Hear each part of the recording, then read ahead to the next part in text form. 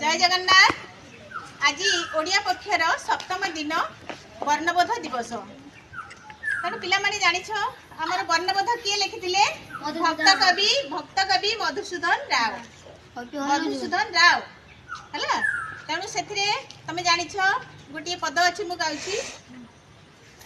जहाँ मु कहई जहाँ मु करई जहाँ मु चिंतई मने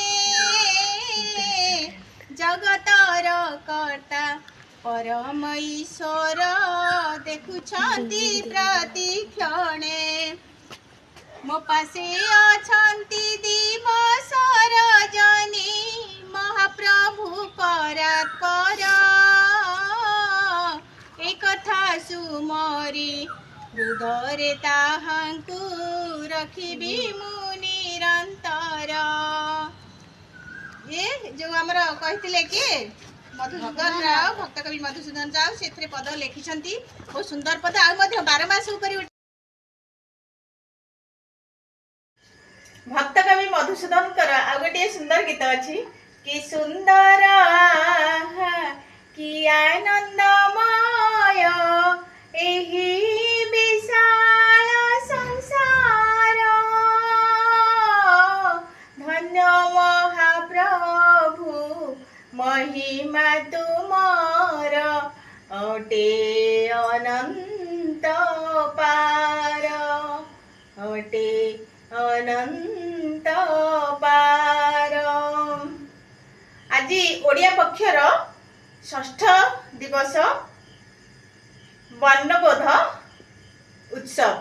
तेणु आमे समस्ते यहाँ भितर थिबा समस्त प्रकार गीत गोटे अच्छी रामधुन रघुपति राघव राजा राम पतित पावन सीताराम जय जय रघुपति राघव राजा राम पतित पावन सीताराम।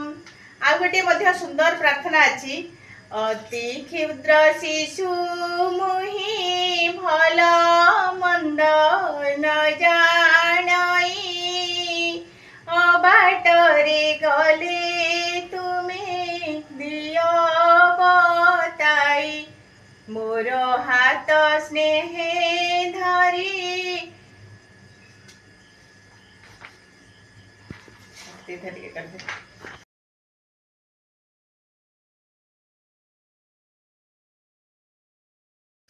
पिला माने जानिच भक्त कवि मधुसूदन राय वर्णबोध रु 12 मास गीतटी जानिथिबो मु गाउछि।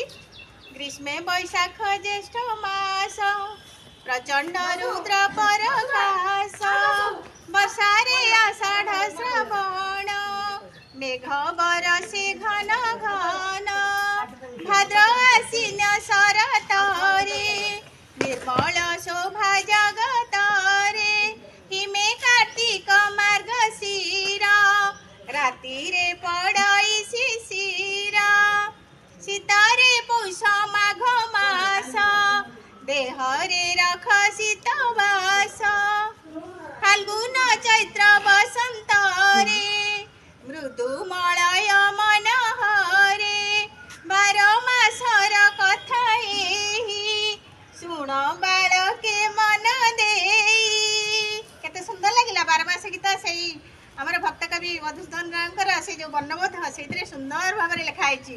केते बेले कोमासरे कोन हुए तमे से गीतटी सुनिले तमे निजे भी जानि परिबो। तेणु आम ओडिया वर्णबोध केते सुंदर। तेणु समस्ते ओडिया वर्णबोध समस्ते पढ़िबो आ ओडिया भाषा रो समृद्धि पाई आम कला संस्कृति परंपरा को अक्षुण्ण रखिया पाई आमे आजिकार दिवस रे शपथ नबा। तेणु आमे समस्ते कहिबा आमे ओडिया